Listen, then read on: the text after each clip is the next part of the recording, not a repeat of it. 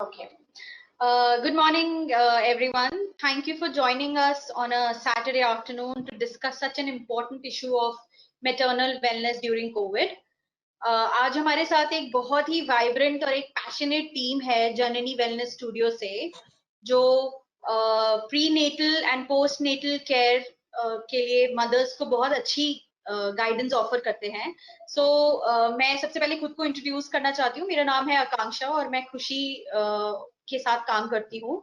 And मैं सबसे पहले पैनलिस्ट को इंट्रोड्यूस करना चाहूंगी। तो आज हमारे साथ है मिस चारू शंकर, जो एक wellness expert and pre and postnatal exercise specialist है। हमारे साथ है मिस रुचिता मेहरा, वो एक lactation counsellor, maternity nurse and postnatal specialist भी है। डॉक्टर दीपिका गुप्ता, जो उन्होंने पीएचडी किया है क्लिनिकल साइकोलॉजी से, और साथ में है Miss Rashi Chahal, she is a clinical dietitian. तो I would really like to request Ms. Charu Shankar to maybe start the session, and also I think एक question जो है maybe मैं उनसे पहले ही पूछ लेती हूँ कि what are the some of the easy things that young moms can do to keep themselves fit? So over to you, Charu. Thank you आकांक्षा।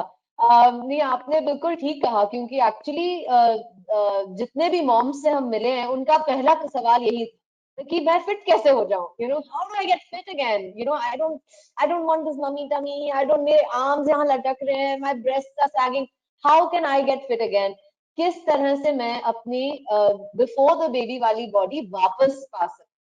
तो पहले मैं I will definitely answer this question, लेकिन लेट मी टॉक अबाउट हम लोग, why are we hear. जब हम चार लोग जो हैं अपने अपने प्रोफेशंस में काम कर रहे थे, and then we were brought together to work when we first started a wellbeing department at a hospital. और तब हम चारों जब मिले और हमने जब बातें की एक दूसरे से, और दीपिका और मेरे तो बच्चे उस समय बहुत छोटे थे, बिल्कुल ही, आई थिंक मेरा बच्चा 2 साल का था, दीपिका का तो बिल्कुल ही 6 महीने की बेबी थी। So we were young moms, and Ruchita had so much experience with mothers. So उनकी advice, we really liked it, and we really enjoyed कि वो किस तरह से हमें advice दे रही थी. And of course, Rashi is not a mother; she's a young girl, but she has a niece. तो she was also very aware कि जब छोटा बच्चा घर में होता है तो क्या क्या डिमांड्स होती है मदर पे भी और बाकी सारे फैमिली मेंबर्स पे भी, बट यस, सबसे ज्यादा मदर पे क्या क्या डिमांड्स होती है। तो हमने जब बातें करनी शुरू की तो वी सेड कि नहीं, ये बहुत इंटरेस्टिंग टॉपिक है, उसके लिए हमें और काम करना चाहिए। तो इसीलिए हम चारों एक साथ काम करते हैं, क्योंकि वी रियली बिलीव कि for mothers to be fit, they have to be fit in body, mind and soul. That is real fitness. अगर आप सिर्फ क्रंचेस करे जा रहे हैं तो आप कुछ, you won't achieve anything. Real fitness is जब बॉडी, माइंड एंड सोल की आप फिटनेस के लिए संघर्ष करें, that is when you will really achieve something, and you may not achieve your pre-baby body। वो वक्त निकल गया ना, वो उस बात को भी अब 1 साल तो हो ही गया, शायद उस बात को 2 साल हो गए या 5 साल हो गए। तो रिवर्स द क्लॉक तो बहुत मुश्किल है, मतलब काफी लोग ट्राई कर चुके हैं, अभी तक हुआ तो है नहीं। But can the new you be a good, fit, healthy, trim, strong mom? That is your new normal। तो इस न्यू नॉर्मल को हम किस तरह से in the fittest, healthiest way possible achieve कर सके, तो हम चारों को यही समझ में आया, and we dealt with a lot of clients also, कि the best way to achieve this is to embrace the new you and to make yourself fit in body, mind and soul। So body के लिए राशि और मैं काम करते हैं, क्योंकि राशि tells you what to put into your body, आप क्या खाना चाहिए ताकि आप फिट रहे। मैं एक्सरसाइज की बात करती हूँ, क्योंकि body is made to move, right? We are made of bones and muscles and other things packed in, but really mostly we are bones and muscles। तो उसको कैसे मूव करना चाहिए ताकि हमारी बॉडी का पोस्चर बना रहे, हमारी स्ट्रेंथ बनी रहे। And Deepika, of course, if your mind is not in the right place, ladies, कुछ काम नहीं करेगा।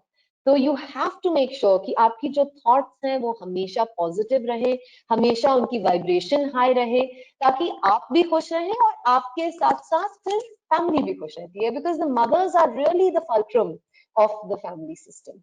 And Ruchita, of course, you know, for the advice that you need, because breastfeeding is such a huge part of being mothers, and काफी obstacles इसमें आते हैं. So this is how we were literally born.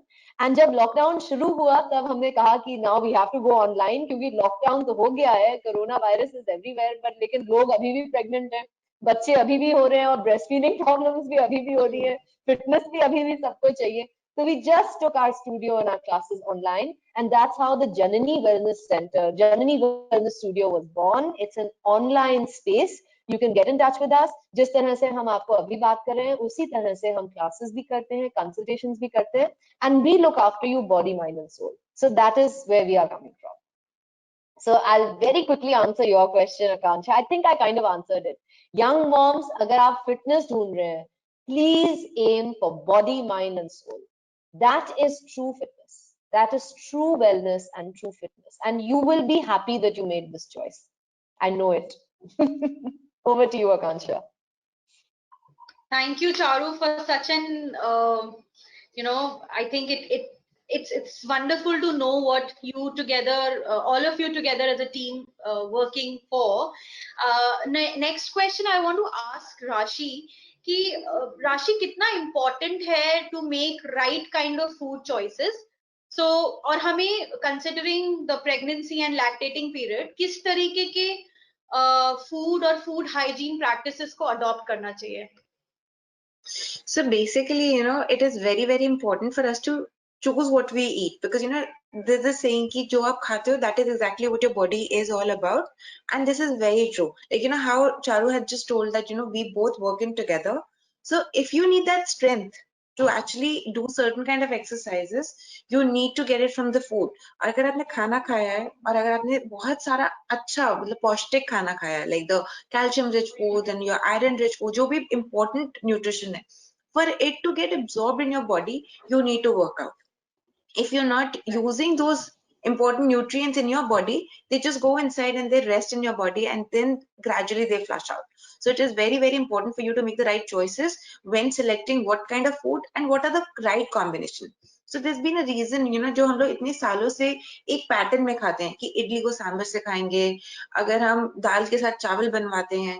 So there's every state, like every culture has a different kind of cuisine, but the combinations that they've been using, so they've been there for a purpose. So when you eat rice with dal, the protein availability या protein absorption हमारे body में बहुत ज़्यादा हो जाती है, which improves, which makes it more bioavailable, like मतलब वो उसका digestion time slow down हो जाता है body के अंदर.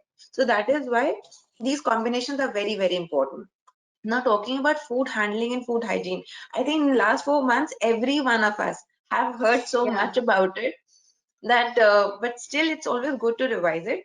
The only thing that I strongly tell everyone is that, social distancing is utmost important. Like, you should really do this, especially in the given scenario. Now everyone has started stepping out, accepting the new way of going ahead. So it is all the more important for us to practice social distancing. Now, good hygiene practices is just that, keep washing your hands at regular intervals before and after you've touched something, and especially when you're cooking at home. So always keep your dry goods and your wet goods अलग-अलग. और जो non veg और veg बनाते हैं, तो वो भी non veg का जो भी खाना बाहर निकालते हो, उसको आप अलग काउंटर पे रखेंगे और वेज को अलग. धोने से पहले, चिकन को धोने से पहले अपने हाथ धो लीजिए, और सब्जियों को धोने से पहले अपने हाथ धो लीजिए. धोने के बाद फिर से अपने हाथ धोइए, कि अगर किसी भी चीज से वो बैक्टीरिया आपके हैंड पे कैच हो रहा है, so you are able to wash it. कोई भी सब्जी या कोई भी चीज आप बाजार से लाते हो, थोड़ी देर के लिए बाहर छोड़ दो, 4 घंटे के लिए, उसके बाद धीरे करके अंदर से लाना है. सो जितनी बारी यू टच्ड एनी सरफेस, किसी भी स्लैब को टच करते हो, डोर नॉब्स को टच करते हो, ड्रॉर्स को खोलते हो, दिन में 2 से 3 बारी उनको सैनिटाइज करते रहो, just to make sure that there is just no growth of any kind of virus or bacteria on any of the surfaces. So that's the right approach. Perfect. I think thank you so much Rashi, आपने एक बहुत ही important context of hand hygiene and why it is important कि हम अपने हाथों को साफ रखें, और जिन चीजों को हम बॉडी में कंज्यूम करते हैं उनको हमें बहुत ध्यान से कंज्यूम करना है। बहुत इंपॉर्टेंट हो जाता है ये, specially for pregnant and lactating mothers. Thank you Rashi. Now I would like to ask doctor Deepika, एक बहुत ही इंपॉर्टेंट क्वेश्चन है एंड आई थिंक बहुत कुछ हम उससे रिलेट कर पाएंगे। मेंटली एंड इमोशनल हेल्थ कितना इम्पोर्टेंट हो जाता है, specially for new mothers and the ones who are trying to get pregnant? Why, how do you want to address this? So if you can explain that. Thank you so much, Akanksha, for asking such a relevant question. You know, a lot of times, at least, India में हमारा एक mindset होता है कि pregnancy या breastfeeding या childbirth एक बहुत biological condition होती है, या जो भी आप कर रहे हो वो बहुत शारीरिक तरह से उसको देखा जाता है। लेकिन आपकी जो मानसिक स्थिति है या आपके जो भावनाएं हैं, जो आपके इमोशनल स्टेट है, आपकी बेचैनी, आपके डर या आपके जो कंसर्न्स हैं, उनको बहुत कम महत्वपूर्णता दी जाती है। पर अगर जैसे हमने बिगिनिंग में बोला कि माइंड बॉडी सोल, ये सिर्फ कहने की बात नहीं है, बट एक्चुअली में एक थ्रेड होती है जो हमें कनेक्टेड रखती है। It's all linked to one another. तो if we don't give that importance या जितना उसको ड्यू देना चाहिए आपके मानसिक संतुलन को या आपकी एंजाइटी और आपकी होप्स को, तो उससे बहुत परेशानियां बढ़ सकती हैं।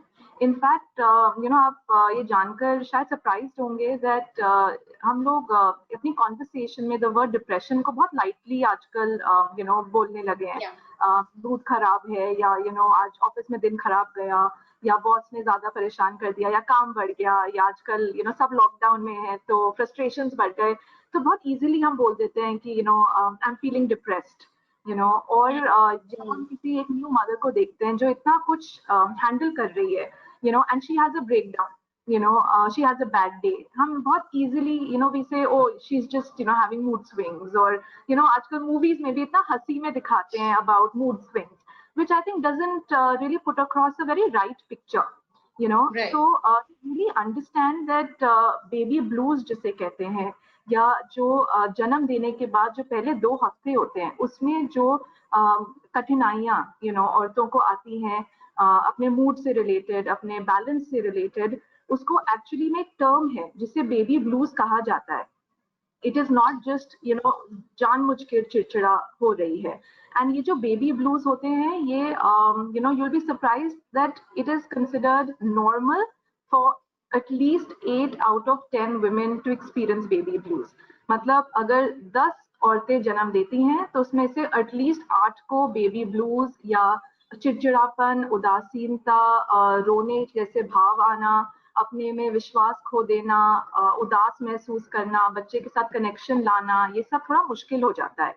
सो थोड़ी बहुत एंजाइटी, थोड़ा बहुत उदासीनता, ये सब नॉर्मल होता है पहले 2 हफ्तों में। और इस तरह की जो एंजाइटी और बेचैनी और घबराहट, मूड स्विंग्स प्रेगनेंसी में भी होना नॉर्मल होता है। बट हमें समझना है कि एग्जैक्टली ये बेबी ब्लूज क्या होते हैं और किस समय हमें किसी विशेषज्ञ के पास जाना जरूरी है।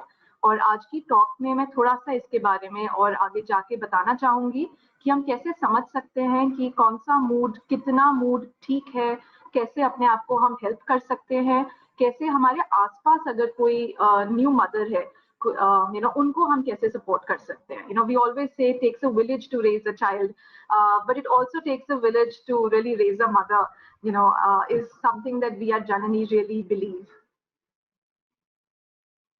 Okay. Thank you Deepika for आपने जो अभी एक बहुत ही नया एस्पेक्ट है जिसके बारे में लोग बहुत बात करते हैं, लेकिन अभी भी उसके ऊपर एक right kind of awareness is not there. And I think it's very important कि family as a unity, and आपने तो यहाँ पर एक बहुत इंपॉर्टेंट पॉइंट जो है वो सबके सामने रखा है, and of how to help emotionally during this phase.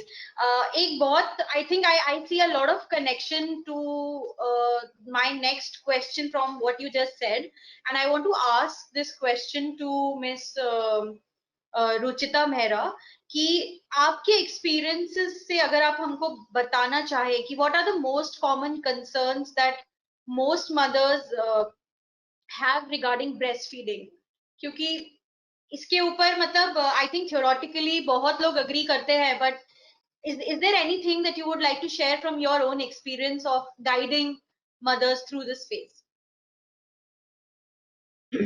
Thank you, Akanksha, for posting this question. It's really relevant, definitely. But before I answer my question, I really would like to say a very important point.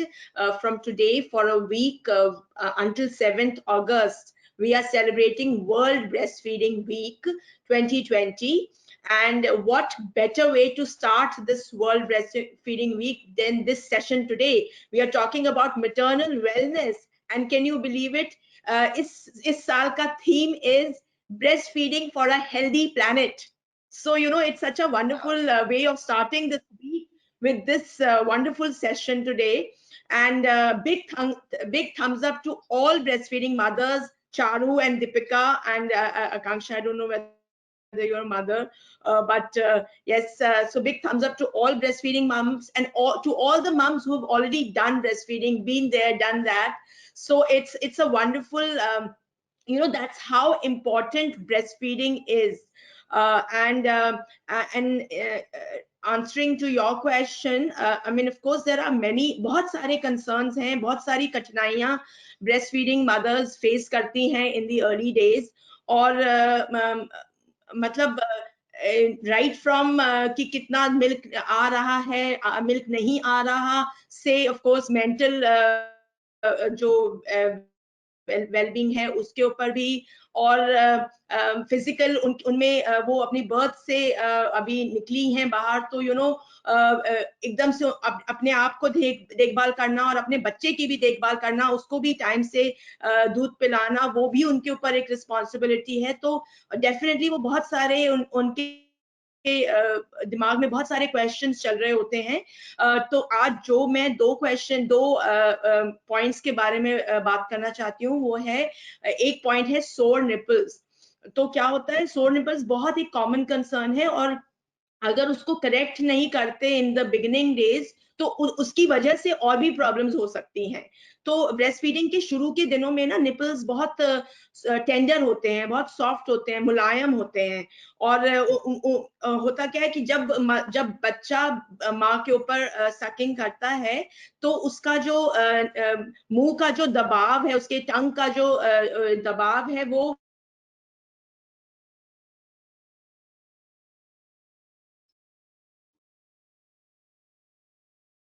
जोर से आते हैं, और वो माँ के लिए एक नया सेंसेशन है, नई फीलिंग है. और इसकी एक वजह, मतलब उसकी तो ये एक वजह है, बट बहुत सारी और भी वजह हो सकती हैं.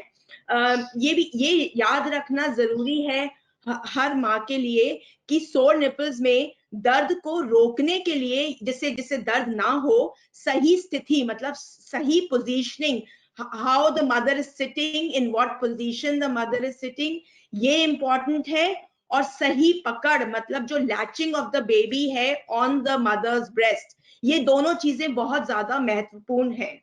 और आपके बच्चे का मुंह जो है ना, वो आपके अरियोला के, मतलब निपल के आगे जो एक डार्क पोर्शन है अरियोला, उसके ऊपर जाके एक वैक्यूम टाइप बना देता है. और इस वैक्यूम को ब्रेक करना मतलब बहुत जरूरी है. अगर आप ऐसे ही बच्चे को पुल कर देंगे तो वो डैमेज कर सकता है आपके निपल्स को. और ज्यादातर माएं ऐसे ही करती हैं क्योंकि उन्हें पता ही नहीं है कि कैसे पुल करना है.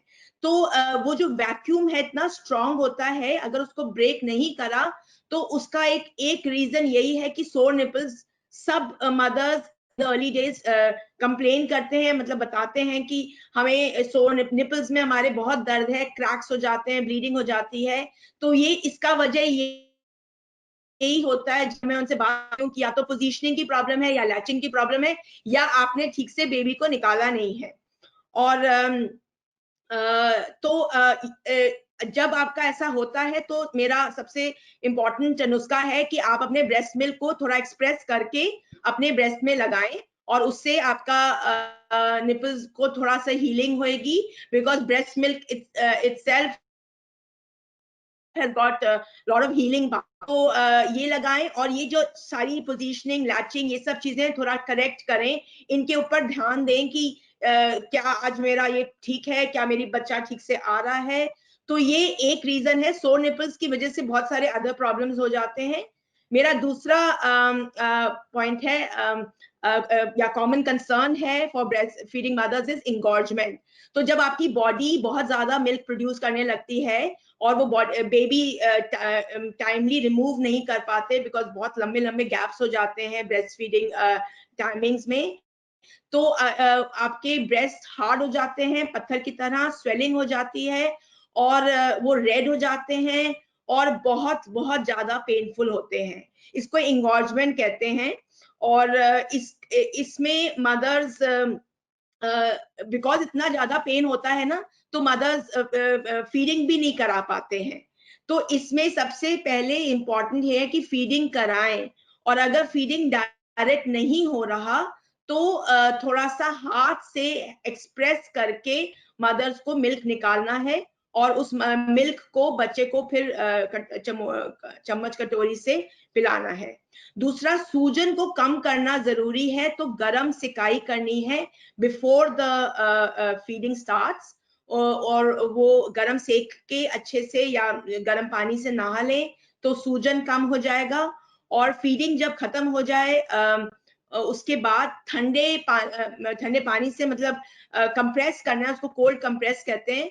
और एक्चुअली सबसे सस्ता नुस्खा है पत्ता गोभी की सब्जियों का, पत्ता गोभी का जो वो है ना, पत्ते जो होते हैं बाहर के पत्ते, उससे सिकाई करें, उसको ठंडा कर ले, रख लें, और उससे आप सिकाई करें, उसको सारा ब्रेस्ट के ऊपर लगाना है, और वो बहुत अच्छा नुस्खा है। उससे ठंडक भी मिलेगी और आराम भी मदर्स को मिलता है। और तो जरूरी ये भी है कि फीड बहुत मतलब फ्रीक्वेंटली फीड करना है, ये नहीं कि बहुत लंबे लंबे गैप्स देने हैं। हर 2 से 3 घंटे में बेबीज को फीड करना चाहिए, बिकॉज उनके स्टमक्स छोटे होते हैं, वो भी तो मिल्क बहुत जल्दी जल्दी डाइजेस्ट कर लेते हैं, और आपकी बॉडी इतनी जल्दी जल्दी मिल्क बना रही है, तो आपको भी ये मिल्क जल्दी जल्दी निकालना है। तो और अपने फिंगर टिप्स से मसाज करना भी जरूरी है, बिकॉज इंगॉर्जमेंट इतनी जबरदस्त है, तो उसको मसाज धीरे धीरे से मसाज करके, हैंड एक्सप्रेस से, मतलब हाथ से एक्सप्रेशन करके मिल्क को निकालें।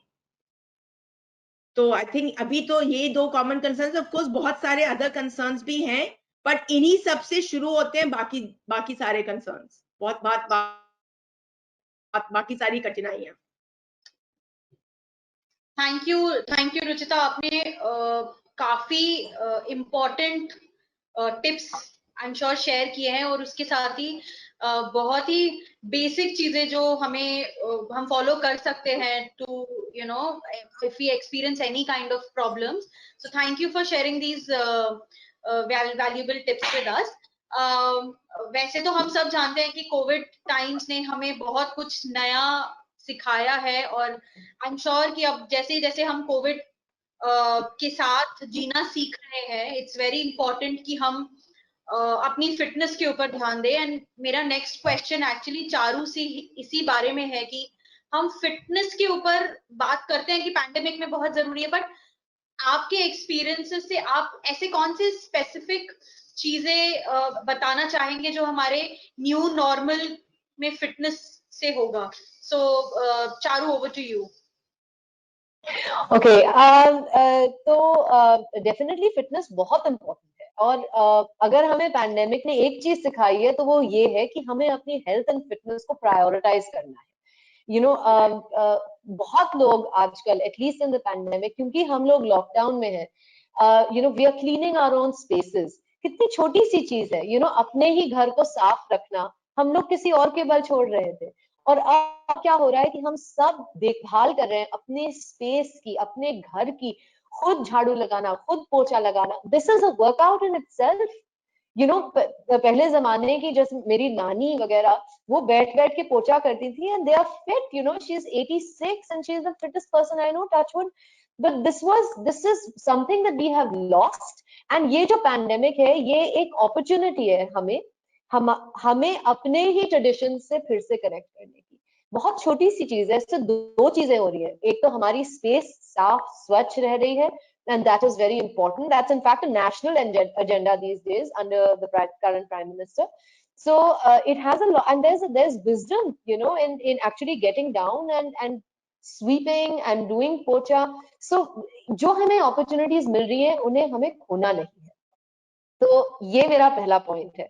सेकेंडली, आई रियली बिलीव कि अगर आप अपनी स्ट्रेंथ पे ध्यान दें, अंदरूनी स्ट्रेंथ और बाहर की भी स्ट्रेंथ, दोनों इंपॉर्टेंट है. ये नहीं कि आंवला जूस पी रहे हैं और हल्दी खा रहे हैं और कुछ नहीं कर रहे हैं, अपनी बॉडी के साथ कुछ नहीं कर रहे. हमें अपने बोन्स और मसल्स को स्ट्रॉन्ग रखना है और ये हमें एक तरह का गांठ बांध के रख लेनी चाहिए, specially after having gone through a pandemic. Because the truth is कि जो एक्सरसाइज हम करते हैं उसके क्यूमुलेटिव इफेक्ट्स होते हैं. अब इसका क्या मतलब हुआ? क्यूमुलेटिव मतलब कि वो ऐड होते रहते हैं, वो कभी वेस्ट नहीं जाती. अगर मैंने 5 साल जम के एक्सरसाइज की, चाहे मैं स्कूल में एक्सरसाइज की, तब भी उसके बेनिफिट्स मुझे अगले 10 साल तक मिलते रहेंगे. मेरी बॉडी याद रखेगी वो कि मैं बॉडी रिमेम्बर्स. ये जो नॉलेज है, हेल्थ की नॉलेज, फिटनेस की नॉलेज हमारे मसल्स में बस जाती है. And so people who have been athletes, they're very, they get back into the groove very easily. जो mothers जिनके साथ मैंने काम किया है, जब वो pregnant थी तब वो वर्कआउट्स कर रही थी, तब वो फिट रहती थी, तब वो एक्टिव रहती थी, वो उनकी रिकवरी भी क्विकर होती है. उनकी बर्थ तो खैर there are many factors to do with birth. तो ये नहीं है कि अगर आप प्रीनेटल एक्सरसाइज करेंगे तो आपकी बर्थ बहुत बढ़िया जाएगी. उसमें तो बहुत फैक्टर्स है. Baby is involved in birth, right? So and C-sections are required sometimes in the fittest of us. So it's not the birth per se, but the mother's recovery. That is the actual benefit of prenatal exercise. तो ये एक clarify मैं करना चाहती हूँ. This is the biggest myth कि मैं prenatal exercise कर रही हूँ ताकि मेरी नेचुरल डिलीवरी हो. नहीं, मैं प्रीनेटल एक्सरसाइज कर रही हूँ क्योंकि जब मैं माँ बनूं, और मैं माँ बनने वाली हूँ, जब मैं माँ बनूं उस समय मैं अपने बच्चे के लिए और अपने आप के लिए एक स्ट्रॉन्ग माँ बनूं, जो जल्दी से रिकवर करे, जो अपने बच्चे के साथ खेल सके, उसको नीचे बैठ के उठा सके, उसको संभाल सके और रिकवरी मेरी क्विक हो. सो पैंडेमिक के लिए भी और न्यू मदर्स के लिए भी exercise is very very important. You are made, मतलब हमारी जो बॉडी है, we are made of muscles and bones. और मसल्स एंड बोन्स का सिर्फ एक, बोन्स का तो काफी फंक्शन है, लेकिन मसल्स का तो एक ही फंक्शन है, to make you move. You are built to move, so you must move. And especially after coming through a pandemic, I think this is one lesson that we really need to learn. Put your health forward. It is so important, so important. Thank you, Charu, for setting the context for us, and also setting the context of COVID and non-COVID both times, and why health is important, especially for mothers. Ruchita, I would like to come back to you, and जो हम लोग ने अभी breast feeding practices और breast feeding के दौरान जिस तरीके की प्रॉब्लम्स आती हैं, I just want you to unpack a little bit more for us. और अगर आप कुछ स्पेशल बेनिफिट्स बता सकते हैं मदर्स के फर्स्ट मिल्क का, कि किस तरह से वो रहता है, और looking at the COVID times and the health challenges that might come in front of us, so how do you see that mother's milk will play an important role in this? तो आप उसको किस तरह से देखते हैं? Actually, Akanksha, thank you for this question. बहुत लोग सोचते हैं कि पहला दूध जो है ना, जो माँ पैदा करती है, जो पहला दूध है, उसको इतना इम्पोर्टेंस देते नहीं है. काफी घरों में लोग सोचते हैं घुट्टी दे दें या शहद चटा दें पहली बार. तो ये सब में तो कुछ एंटीबॉडीज वगैरह है नहीं, ये सब तो नॉर्मल है. हम लोग एडल्ट्स के लिए, हमारे लिए होगा अच्छा, हेल्दी होगा शहद, बट बच्चों के लिए नहीं है. बच्चों के लिए सबसे पहले जो कोलोस्ट्रम है वो फर्स्ट मिल्क है. It's the first milk that mothers produce. So pehla doodh is actually the first vaccination, and it's so important. तो पहला जो टीकाकरण होता है बच्चे का, हम बच्चों को क्यों देते हैं टीका? There's a reason हम देते हैं ना, क्योंकि उन्हें बीमारी से बचाने के लिए हम देते हैं. तो इसीलिए अगर आपकी अंदर की बॉडी, आपकी बॉडी प्रोड्यूस कर रही है ये कोलोस्ट्रम, तो हम इसको बिना किसी झिझक के हमें ये देना चाहिए, बिना किसी सोच के. और it's free and it's natural, it's healthy, it's पौष्टिक. तो ये बहुत ज्यादा फायदेमंद है. अब कोलोस्ट्रम इज ऑल्सो, इसको लिक्विड गोल्ड माना जाता है, तरल सोना. तो इसीलिए माना जाता है बिकॉज इट्स सो प्रेशियस. ये शुरू के दिनों में छोटी कम क्वांटिटी में आता है, बहुत ज्यादा क्वांटिटी में नहीं आता, just a few drops. But ये फ्यू ड्रॉप्स में इतना न्यूट्रिएंट्स है, इतनी एंटीबॉडीज है, it's like packed with antibodies. And also it acts like a shield. ये बच्चे के लिए ढाल का जैसा काम करता है और बीमारियों से लड़ने की शक्ति प्रदान करता है. तो आपके जितनी भी बीमारियां हैं जो बच्चों बाद में आते हैं उन सबको, तो आपके ये इन्फेक्शंस को, it helps fight infections, it strengthens the immunity system, immune system of your babies. So it's also called an immunity booster. So colostrum में इतने ज्यादा फायदे हैं. एंड colostrum के बाद 4th day onwards mature milk आने लगता है, 4th 5th day onwards. And breast milk itself has got so many healing powers, and it's basically got a lot of power. तो आपके यहाँ आपको breast milk ही पिलाना चाहिए, and because it will really help your baby to fight infections. And you know, like I said, it will strengthen the immune system.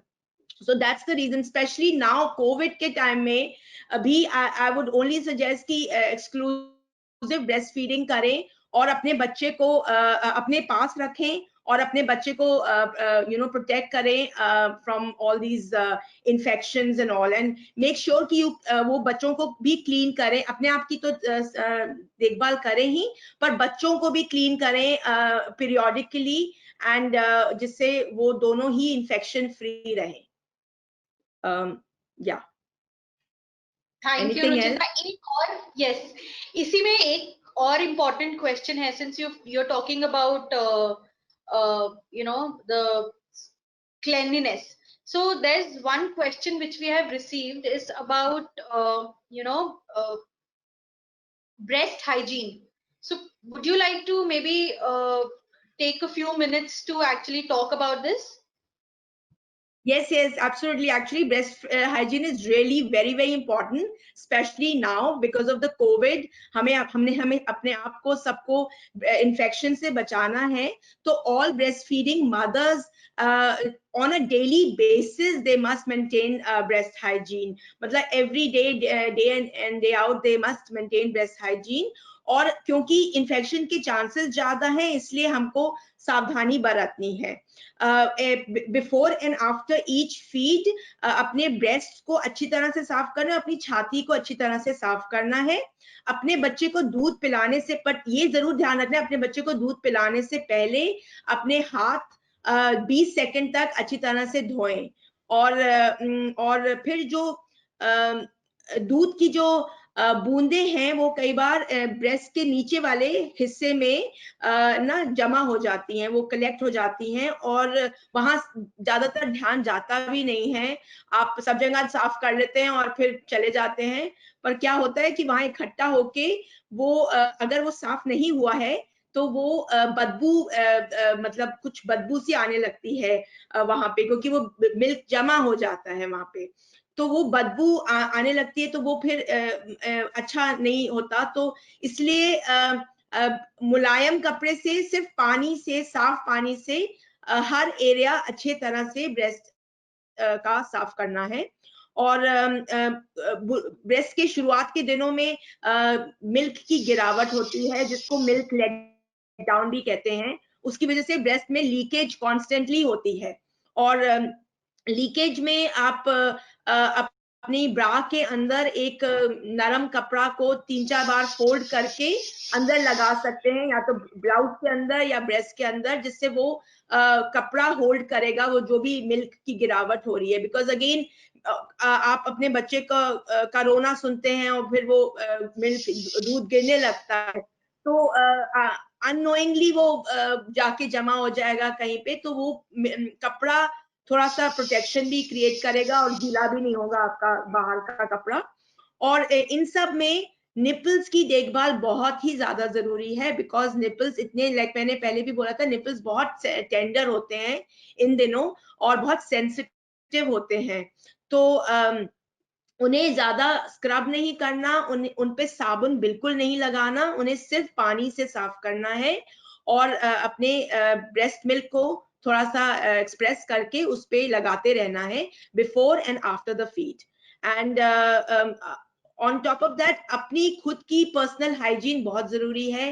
दिन में 2-3 बार नहा लें, अपने हाथ धोते रहें अच्छी तरह से, और बच्चे को भी साफ करें। प्लस जो आपके बच्चे को और भी ध्यान, मतलब और भी लोग जो घर में ध्यान रख रहे हैं बच्चे को, जो हस्बैंड है या मदर इन लॉ है, जो उनको सबको भी बोलें कि अपना हाथ पहले धोइए और फिर आप आइए। और अगर कोई किसी को कोल्ड एंड और हो रहा है तो उन्हें बच्चों से दूर रहना चाहिए। All right. Thank you Ruchita for these very handy tips. I'm sure हमारे साथ इस वक्त जुड़े हुए बहुत सारे जो लोग हैं उनके लिए ये tips बहुत important होंगी। And I think this is like I would like to say that personal care is very important, but I think it's also very important for mothers to manage their anxieties in COVID times. So Dr. Deepika, आप इसको किस तरह से देखते हैं कि हम क्या कर सकते हैं उस बीच? Thank you Akanksha. You know WHO ने एक लाइन बोली थी बहुत साल पहले, which is no health without mental health. You know and जब हमारा when we are talking about Covid, हमारा सारा इंटरेस्ट या ध्यान या यू नो सारी जो स्लोगन्स मैसेजेस जा रहे हैं, it's all about how to stay physically healthy, you know कैसे अपने आप को स्वच्छ रख सकते हैं, अपनी सराउंडिंग स्वच्छ रख सकते हैं।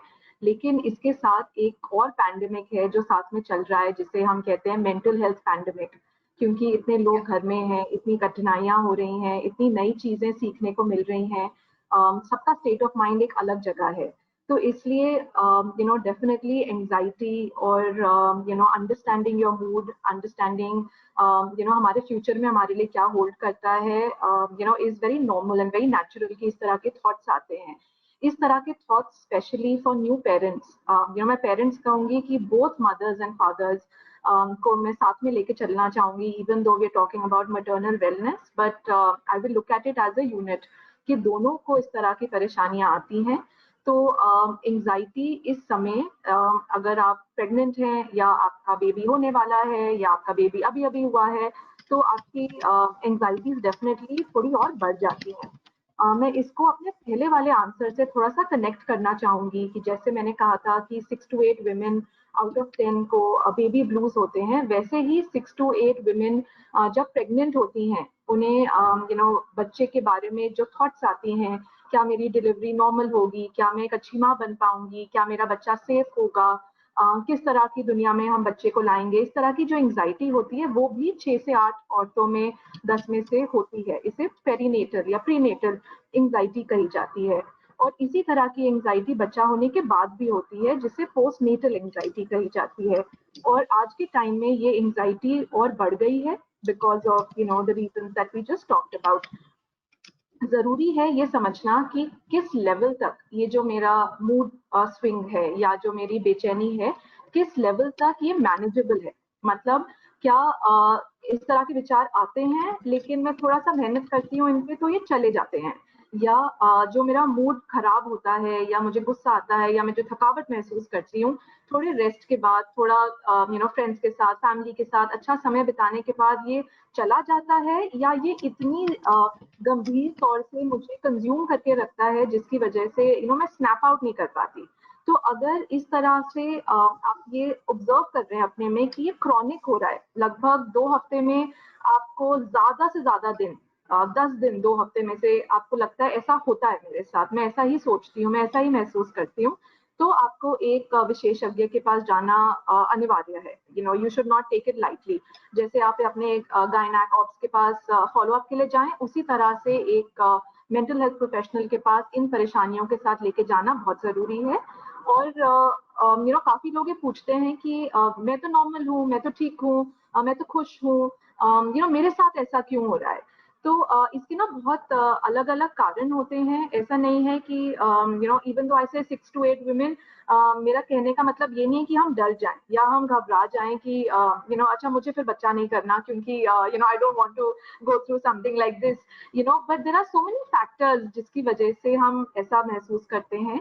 जिस तरह से हमारा डिलीवरी एक्सपीरियंस है, जिस तरह के इन्वायरमेंट में हम हैं, तो डेफिनेटली कोविड इन्वायरमेंट में ये चीजें थोड़ी ज्यादा बढ़ जाती हैं, बिकॉज ये सारे कंसर्न्स हमारे साथ आ रहे हैं। इनको हम 3 भाग में समझ सकते हैं जब हम एंजाइटी की बात करते हैं। पहली बात है कि क्या जिस हॉस्पिटल में मैं बच्चे को जन्म दे रही हूँ, क्या वो हॉस्पिटल सेफ है। आजकल बहुत लोग बातें करते हैं कि किस तरह के हॉस्पिटल में जाएं, मैटरनिटी क्लिनिक में जाएं, बड़े हॉस्पिटल में जाएं, छोटे हॉस्पिटल में जाएं, या जो मेरा डॉक्टर है, जो मेरा प्रोसेस है, क्या मुझे हॉस्पिटल जाके तो इन्फेक्शन नहीं हो जाएगी। तो एक एंजाइटी इससे रिलेटेड है। दूसरी एंजाइटी इससे रिलेटेड है कि अब मैं क्या करूं जैसे मैं और मेरा बच्चा सेफ रहे। और मेरे ख्याल से ये वाली एंजाइटी अच्छी एंजाइटी है, क्योंकि इसमें इसकी वजह से आप सोल्यूशन सोचेंगे। आप देखेंगे कि मुझे क्या करना है टू स्टे फिट और टू क्लीन, और what is the right information that I need. And third anxiety, specially Covid time में, मैंने सुना है, मेरे बहुत सारे क्लाइंट्स इस तरह की बातें करते हैं कि हम किस तरह की दुनिया में जी रहे हैं, किस तरह के लोग हैं, किस तरह की परेशानियां आ रही हैं, क्या इस समय हमें बच्चा करना चाहिए, या हम बच्चे को किस तरह की वैल्यूज देंगे। तो इस तरह की चीजें आना भी नॉर्मल है, और इस तरह की कॉन्वर्सेशन करना भी जरूरी है। अब हम सोचते हैं कि हमें अगर इस तरह की थॉट्स और फीलिंग्स आ रहे हैं, हमें क्या करना चाहिए, considering that this is not clinical anxiety, considering this is not clinical depression, but to basically come to terms with the new normal that we are talking about, कि कैसे कोप करें हम अपने आम जिंदगी में with these concerns जो हमें हो रहे हैं, and not being clinical or diagnosed anxiety or depression. So सबसे पहले हमें समझना है कि मेरे रीजंस क्या हैं इस एंजाइटी के, ना कि दूसरे लोगों के, कि किसी के साथ क्या हुआ, कि कौन क्या सोच रहा है, बट एक्चुअली मैं क्या सोच रही हूँ, मैं क्या एक्सपीरियंस कर रही हूँ, मेरी क्या परेशानियां हैं, मेरे फैमिली सिस्टम में क्या दिक्कत मुझे आ रही है। तो थोड़ी देर शांति से बैठकर अपने मन में जो भाव उठ रहे हैं उनको सुनो, उनको प्रोसेस करो कि एक्चुअली में कहाँ से तकलीफ आ रही है। मैं मानती हूँ कि एंजाइटी का जो दुश्मन होता है या जो ऑपोजिट होता है एंजाइटी का, वो होता है एक सर्टेनिटी। एंजाइटी हमें तब होती है जब हमें नहीं पता कि क्या हो रहा है या क्या करें। तो अपने ये क्वेश्चन डाउट्स लिख लें और इसका आंसर ढूंढें। जब आपको आंसर मिल जाएगा तो आपकी एंजाइटी एक लॉजिकल तरीके से थोड़ी कम होने लगेगी। दूसरी एंजाइटी आती है एक बॉडीली लेवल पे, जैसे दिल की धड़कन बढ़ रही है, पसीना छूट रहा है, किसी काम में मन नहीं लग रहा है, में झटपटाहट सी हो रही है। तो उसके लिए जरूरी है कि हम थोड़ा सा समय बिताएं कोई मेडिटेशन करने में या थोड़ा माइंडफुल ब्रीदिंग करने में। पहले हम बहुत इजीली कहते थे कि एक वॉक पे चले जाओ, अगर अभी वो मुश्किल है तो शायद बालकनी में जाके थोड़ी देर खड़े हो जाओ, या बालकनी भी नहीं है तो खिड़कियां खोल के थोड़ा बाहर, अगर कोई एक पेड़ है उसको देख ले, अगर एक पेड़ भी नहीं है तो एक पौधा घर में ले आए, उस पे उसके साथ थोड़ा टाइम स्पेंड करें। थोड़ा सा अटपटा साउंड करता है, लेकिन इसे साइंटिफिकली कहते हैं नेचर गेजिंग। तो नेचर गेजिंग मतलब जैसे हमें पहाड़ों पर जाके मन अच्छा लगता है, उसी तरह से नेचर की एक वो पावर होती है to heal us and to make us relaxed. तीसरी चीज है, आइडेंटिफाई करें कि किस चीज से मुझे रिलैक्सेशन महसूस होती है। क्या कोई गाने सुन के, क्या किसी फ्रेंड से बात करके, क्या अपने हस्बैंड के साथ कोई प्रॉब्लम सॉल्व करके, क्या थोड़ा सा टाइम बच्चे से दूर रख के, क्या इन चीजों से मेरी प्रॉब्लम सॉल्व होती है। बहुत टाइम जो न्यू मदर्स हैं, स्पेशली कोविड टाइम में, क्योंकि हमारा सपोर्ट सिस्टम बहुत कम हो गया है, सारा समय उस बेडरूम में स्पेंड करती हैं जहाँ पे वो बच्चे का ख्याल रखती हैं। तो मैं सजेस्ट करती हूँ कि थोड़ा टाइम कमरे से हटके दूसरे कमरे में जाएं, खिड़की दरवाजे थोड़े खोलें, थोड़ी फ्रेश लाइट आए, थोड़ी सी सूरज की किरणों को अपने बॉडी पे टच करने दें, थोड़ा सा सनलाइट आने दें, थोड़ा सा छोटी छोटी चीजें करें, जैसे ध्यान रखें कि मैं रोज नहा रही हूँ, मैं रोज खाना खा रही हूँ, बिकॉज मदर्स की एंजाइटी सारी बच्चों की तरफ होती है कि बच्चे ने दूध पिया या नहीं, बच्चे ने को साफ रखा या नहीं, बच्चे को अच्छे से सुलाया या नहीं। लेकिन उसके साथ साथ जरूरी है कि थोड़ा थोड़ा हम अपने ऊपर भी ध्यान दें, क्योंकि जो बेसिक चीजें हैं, जो रुचि, चारू, राशि ये जो बातें कर रहे हैं, कि पानी आप पिए, आप अपनी बॉडी पे थोड़ा ध्यान दें, अपने आप को साफ रखें, ये सुनने में बहुत कम है, और बहुत सिंपल है और लगता है अरे इसमें क्या बड़ी बात है। लेकिन जब आप एक नए बच्चे के साथ सोल केयर गिवर होते हैं, जो आजकल बहुत कपल्स हैं, क्योंकि हमारे mother in laws, mothers, domestic help नहीं है, ये छोटी छोटी चीजें हम इग्नोर कर देते हैं और ये लेयर्स की तरह बढ़ जाते हैं और छोटी सी परेशानियां भी बहुत बड़ी हो जाती है। तो मैं ये कहना चाहूंगी about anxiety and mood swings in Covid, चाहे आप एक न्यू मदर हैं या आप एक पेरेंट हैं, अपना ध्यान भी थोड़ा थोड़ा रखें और अपने लिए थोड़ा थोड़ा समय निकालें, बहुत ज्यादा नहीं, लेकिन अगर 30 सेकंड भी सिर्फ अपने लिए एक लंबी गहरी सांस लेके, एक पॉजिटिव थॉट लेके, एक स्माइल करें, उससे भी बहुत फर्क पड़ सकता है। और इससे ज्यादा परेशानी है तो please reach out to someone, there's so many people who are willing to help, but you have to ask for that help. Thank you Deepika. एक सवाल में, सिंस हम अभी बात कर रहे हैं, तो फैमिली का, स्पाउस का, पार्टनर का जो है वो रोल बहुत इंपॉर्टेंट है, तो how do you suggest that they can help in this process? Yeah, I'm so glad you're asking all the right questions, Akanksha. You're making me very happy. Like I said, that it takes a village to raise a baby. It also takes a village to raise a mother. And just asking this question, is very important, because बहुत time, family members, especially male family members, समझते हैं कि child birth में, pregnancy journey में, new mother की journey में हमारा तो कोई रोल नहीं है. Even today's husbands, I'm not saying this is only about the last generation, but even today, a lot of men feel unsure of what they need to do. They want to do something, but they don't know what to do. So often the care of the mother and of the baby is outsourced to mother-in-law or to a sister-in-law, कि वो ख्याल रखेंगे. लेकिन हमने एक सर्वे किया था जिसमें हमने न्यू मदर्स से पूछा था कि आपकी ऐसी क्या जरूरत है जो आप चाहते हैं कि आपके जन्म देने के बाद आपके लिए कुछ किया जाए, या आपको क्या जरूरत होती है जो आपको नहीं मिलती. और मैं अगेन 6 to 8 वाले फिगर पे वापस जाऊंगी, और 6 to 8 women told us that हमें चाहिए कि कोई थोड़ी देर के लिए बच्चा ले जाए और हमें सोने दे. किसी को वो डायमंड रिंग्स और न्यू क्लोथ्स नहीं चाहिए. दे वांट कि कोई एक्चुअली में उनका मदद करे. एंड इस रोल में हस्बैंड्स या इमीडिएट फैमिली मेंबर्स बहुत काम कर सकते हैं, where they begin with the first thing कि मदर को जज ना करें. ये ना अज्यूम करें कि क्योंकि इन्होंने बच्चा दिया है इनको सब आता है. जैसे ही बच्चा हुआ, I know everything, I know breast feeding, I know how to put a baby to sleep, मुझे पता है वो क्यों रो रहा है. तो थोड़ा सा टाइम दें न्यू मदर को, और इतना प्रेशर ना डालें that they have to be a super mother, they have to be perfect. दूसरी चीज है कि मदर्स अपने ऊपर इतना प्रेशर ना लें कि मुझे सब कुछ अभी करना है और मुझे सब कुछ सही करना है. Motherhood is for a life time. हम 30-35 साल के हैं, लेकिन हमारी मदर्स अभी भी जब हम घर जाते हैं तो यही बोलते हैं क्या खाओगे. So motherhood is for a lifetime. This breast feeding journey कुछ महीने आप करेंगे, लेकिन मदरिंग आप जिंदगी भर करेंगे. Please don't burn out, and hence ask for that help from your family members. बहुत मैंने आजकल जिन न्यू मदर्स के साथ मैं काम करती हूँ, स्पेशली जो वर्किंग मदर्स हैं, जिनको एक इंडिपेंडेंस की आदत है, उन्हें मदद मांगना बहुत मुश्किल लगता है, क्योंकि कहीं ना कहीं हमें लगता है नहीं मैं सब कुछ कर सकती हूँ, I am complete, I am sufficient. But चाहे कितने भी लोग आपको सपोर्ट करें, फिर भी लगता है कि छोटा सा बेबी है, इतना सा, बट उसका ख्याल रखने के लिए जितने भी लोग हेल्प करें वो कम लगता है. तो प्लीज ask for help.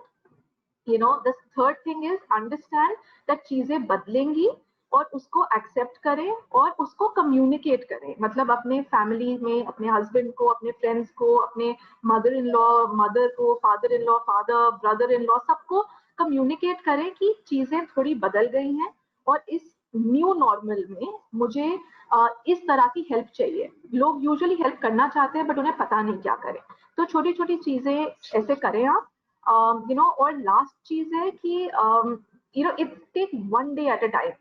अगर आज आपको लगता है कि शायद my husband could have helped me a little more but he didn't, थोड़ा सा उनको ट्रस्ट करें और उनको बोले दैट प्लीज आप कल ये करो, and husbands have that frame of mind that okay, I have to step up and I have to grow up, so it's a magic mantra between two people. I think husbands, or immediate family members have to start being more willing to try, and mothers have to be more willing to trust, and I think that is something which, if we begin with, really helps.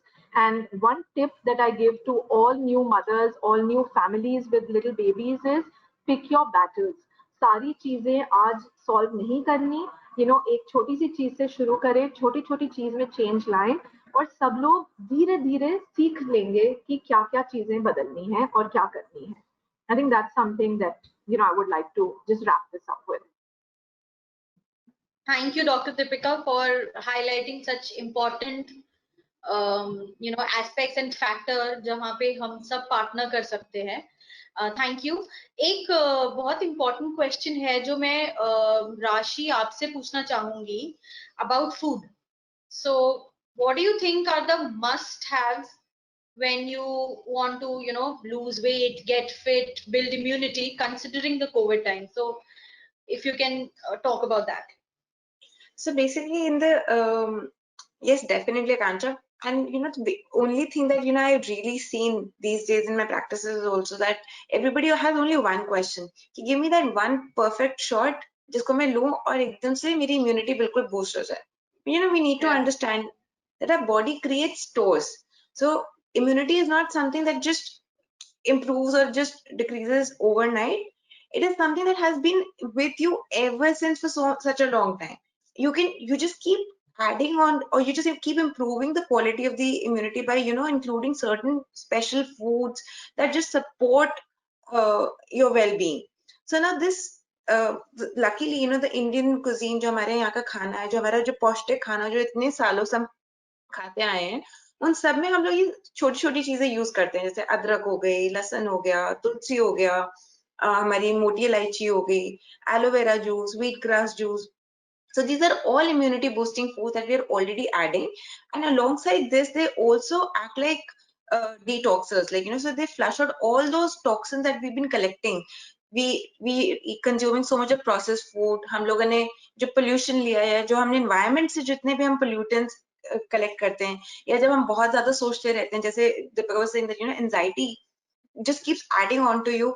So sometimes that is also what is interfering in the absorption and using your food. So water becomes very important because it not only helps us flush out those toxins, but at the same time also improves the system. Our digestive system itna clean kar deta hai, so that it becomes easier for our digestive system to pick the healthy foods and healthy nutrients from the food that you're eating and use it in your well-being. Now there are a lot of things that we really talk about कि मुझे इतना ही खाना चाहिए ताकि I stay fit or I come back to my pre-pregnancy weight. But yes, like how Charu had said that whatever you were before pregnancy is something that you will get closer to in the terms of how you feel about yourself.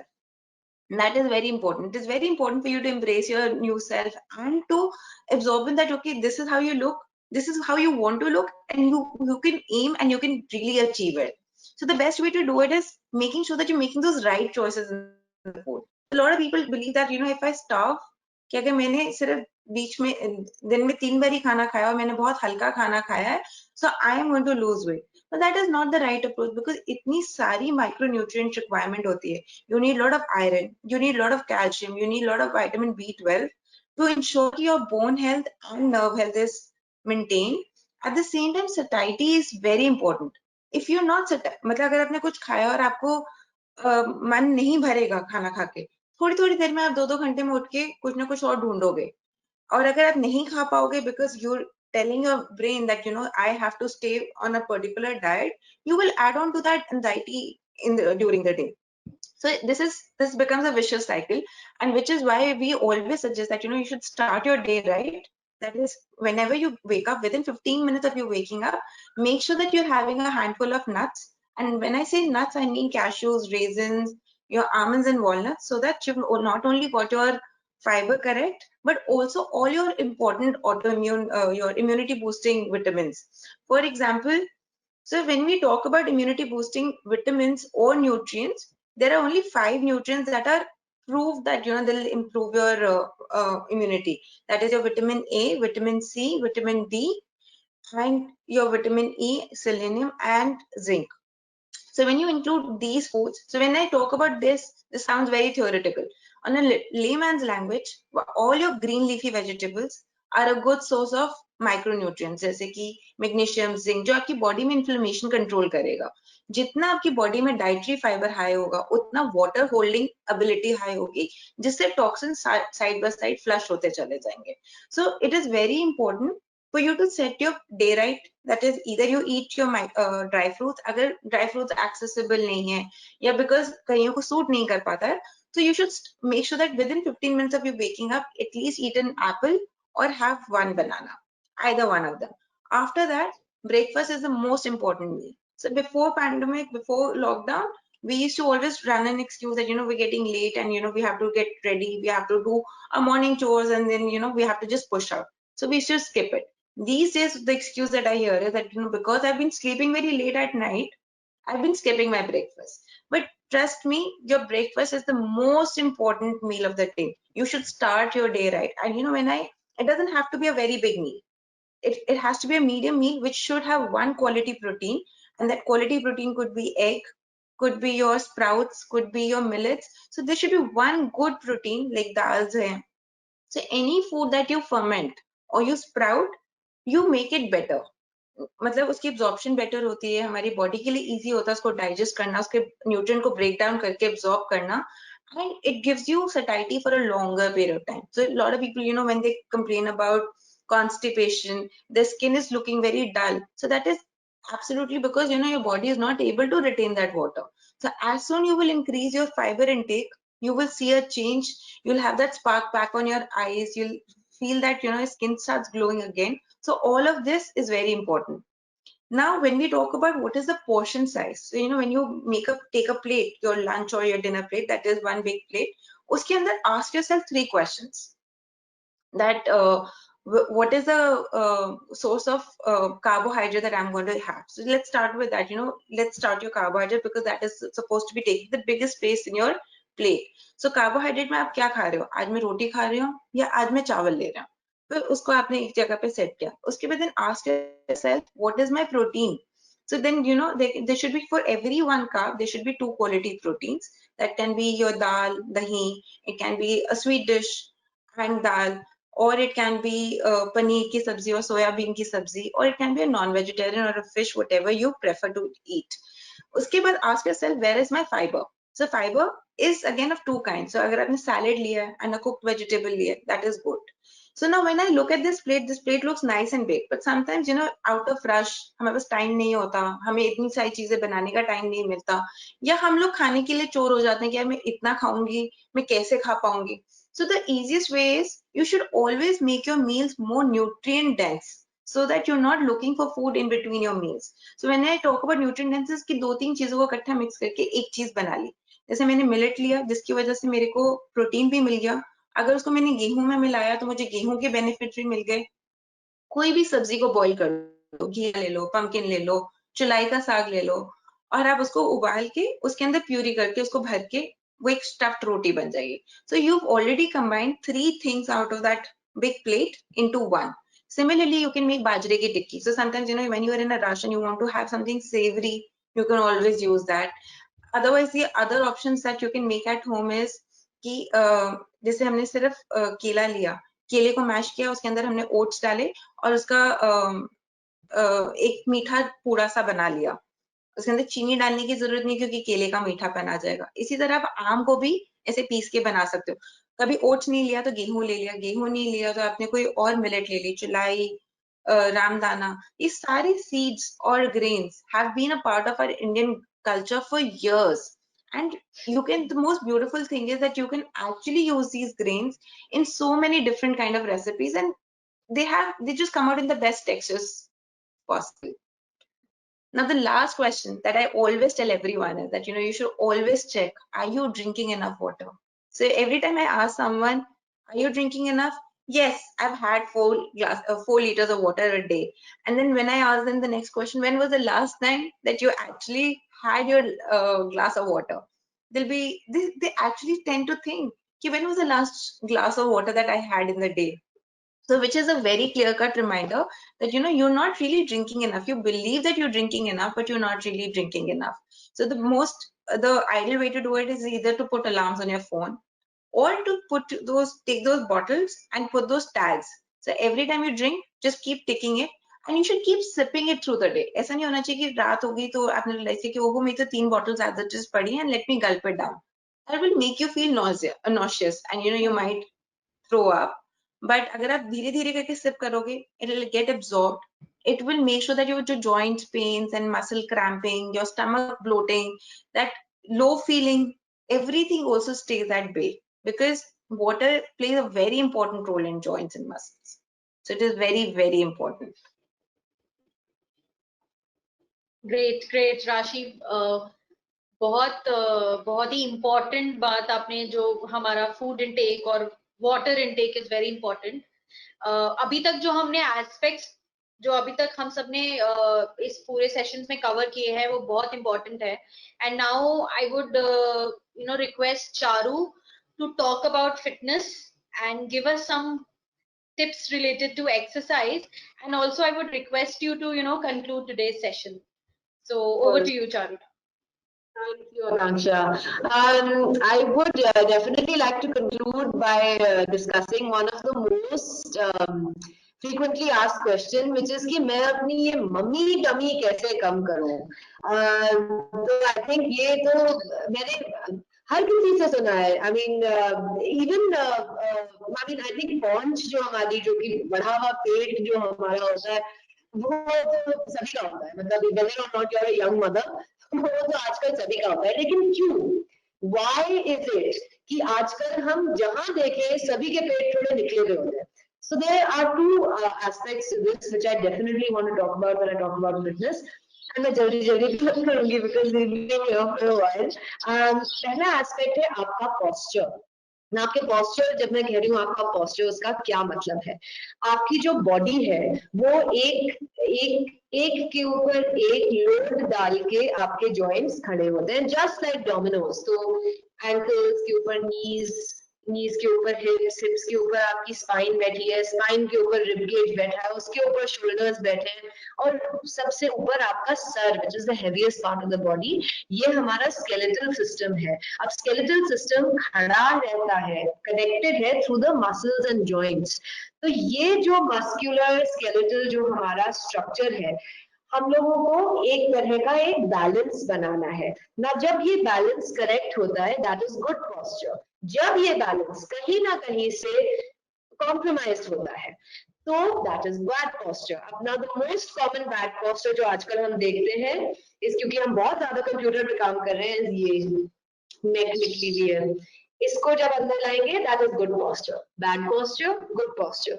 Similarly shoulders, झुके हुए shoulders, back आराम से सीधे सीधे shoulders, good. Back bent है, hips. Now जो ये tummy का जो connection है, that is actually associated with the hips. तो हमारी जो hips हैं, वो थोड़ी सी anterior tilt हुई हुई है. This is because of excessive sitting, excessive working on the computer. So with good posture, slowly we can correct the position of the hips and take the load off our lower backs. Now, this is very relevant for young mothers as well as for everybody else, frankly. But in the young mother's case, it is even more relevant क्योंकि pregnancy में naturally hip का tilt आगे की तरफ होता है, जिससे कि पेट बाहर निकलता है. पेट को अंदर ले जाने का क्या हुआ solution? Crunches या हिप्स को वापस सीधा करना. अब हिप्स वापस सीधी कैसे होंगी? By working on the deep pelvic floor muscles, जो कि हिप के मसल्स होते हैं, जो कि हिप के अंदर इंटरकनेक्टेड होते हैं. जब आप उन मसल्स को स्ट्रॉन्ग करोगे, नॉट जस्ट बाहर से पेट को स्ट्रॉन्ग करना, लेकिन उन नीचे के मसल्स को जब आप स्ट्रॉन्ग करके आप अपना पॉस्चर स्ट्रेटन करोगे, तो इससे दो चीजें होंगी।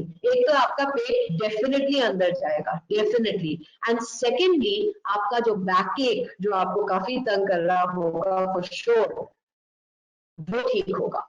So इसके जो डबल बेनिफिट्स होते हैं, so true fitness, true postnatal fitness really has to be holistic.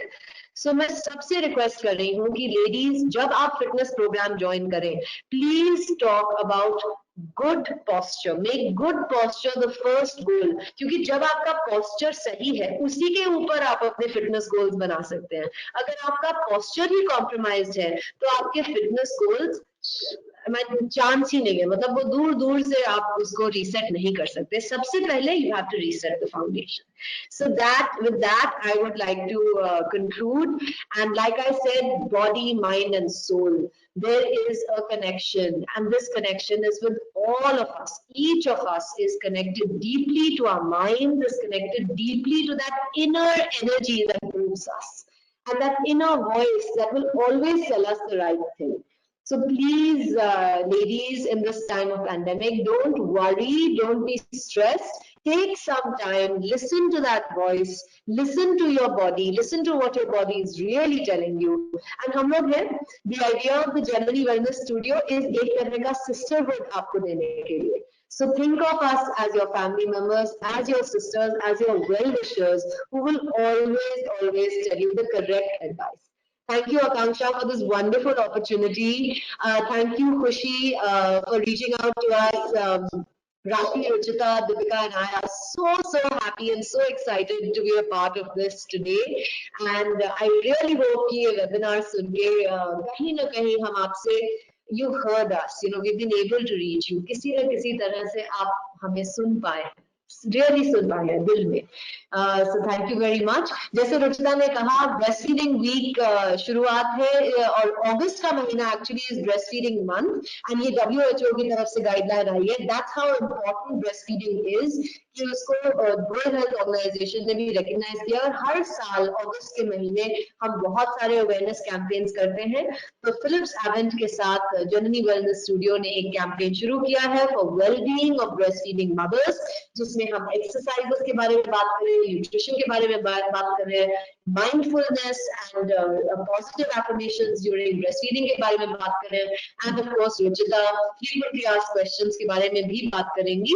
तो you can access these videos, हमारा इंस्टाग्राम पेज है janani_prenatal wellness, आप प्लीज जाएं और देखें ये videos, and I hope that they can help you. एंड अगर किसी से भी आप बात करना चाहें, तो please leave us a message, we will get back to you. And of course, I think you can get in touch with Khushi also to be in touch with us. So thank you so much, Akanksha, and thank you, Khushi, for having all of us. Thank you so much, Thank you. Charu, on putting this together and helping us to understand the various aspects that are related to pre and postnatal care. And I would like to thank each one of you for sharing your wonderful experience and your expertise with us. We are going to upload this video on our YouTube channel very soon, and you can subscribe to our channel. And I would like to thank each one of you to attend this webinar. Thank you and have a nice day. Thank you. Thank you. Bye. Thank you so Bye. much. Thank you so much. Bye. It was wonderful. Bye.